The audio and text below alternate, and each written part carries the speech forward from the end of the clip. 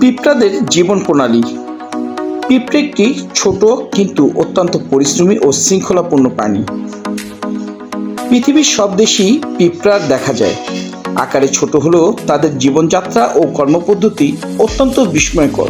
পিঁপড়ারা সাধারণত দলবদ্ধভাবে বাস করে। তাদের বাসস্থানকে উপনিবেশ বা কলোনি বলা হয়। একটি কলোনিতে রানী পিঁপড়া, শ্রমিক পিঁপড়া এবং পুরুষ পিঁপড়া থাকে। রানী পিঁপড়ার প্রধান কাজ হলো ডিম পাড়া। শ্রমিক পিঁপড়ারা খাদ্য সংগ্রহ করে, বাসা তৈরি করে এবং ছোট পিঁপড়াদের যত্নের কাজ করে। পিঁপড়ারা খুবই পরিশ্রমী প্রাণী।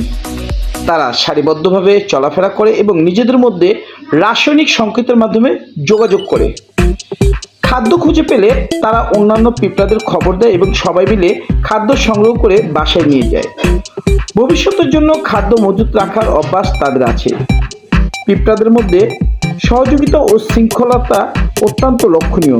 তারা কখনো অলসতা করে না এবং একে অপরকে সাহায্য করে। তাদের এই জীবন থেকে মানুষ পরিশ্রম, ঐক্য ও শৃঙ্খলা শিক্ষা নিতে পারে।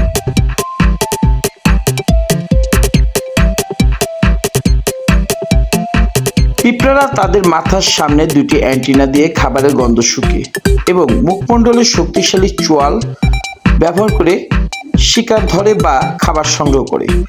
খাবার বা শিকার সন্ধান পেলে তারা দলবদ্ধভাবে কাজ করে, একে অপরকে ডেকে আনে এবং ফেরোমন নামক বিশেষ গন্ধের সাহায্যে দল বেঁধে খাবারের কণ্ঠে বয়ে নিয়ে যায়। পিঁপড়ারা চোখ খুব একটি ভালো কাজ করে না, তাই তারা মাথার উপরে দুটি সংবেদনশীল অ্যান্টেনা দিয়ে বাতাস ও চারপাশের খাবারের গন্ধ বা সুবাতাস শুঁকে খাবারের অবস্থান শনাক্ত করে। কোনো শিকার পেলে তারা শক্তিশালী চেয়ালের সাহায্যে আক্রমণ করে।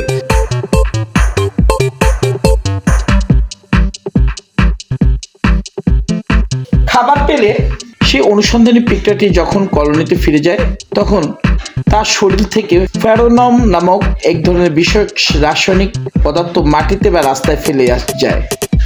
অন্যান্য পিঁপড়া ওই ফেরোমন গন্ধ অনুসরণ করে ঠিক খাবারের নির্দিষ্ট জায়গায় যেখানে থাকে সেখানে পৌঁছে যায়।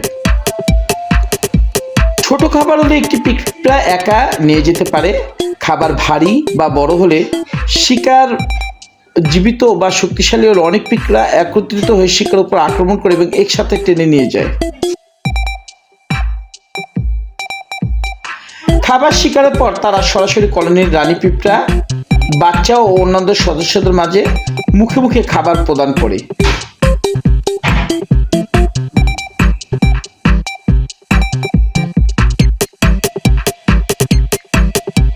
সমস্ত কালো পিঁপড়া মিলে একটা ছোট্ট ঘর তৈরি করে। তারা সেই ঘরে বসবাস করতে লাগলো। দূর থেকে লাল পিঁপড়ার এক সেনাবাহিনী এদের শান্তি দেখে হিংসা করতে লাগলো। লাল পিঁপড়া তাদের বাসায় গিয়ে রানীকে সব ঘটনা খুলে বলল। সমস্ত লাল পিঁপড়া যুদ্ধের জন্য প্রস্তুত হয়ে বেরিয়ে পড়ল। এরা কালো পিঁপড়ার মধ্যে একজনকে মেরে ফেলল। দ্রুত সব কালো পিঁপড়া রাগান্বিত হয়ে তারা যুদ্ধের জন্য প্রস্তুত হয়ে পড়ল। তারা দুই দল সামনাসামনি যুদ্ধের জন্য দাঁড়িয়ে পড়ল। বন্ধুরা, তারপর কি হলো এই ভিডিওর পার্ট চাইলে কমেন্ট করুন। সমস্ত কালো পিঁপড়া মিলে একটা ছোট্ট ঘর তৈরি করে। তারা সেই ঘরে বসবাস করতে লাগলো।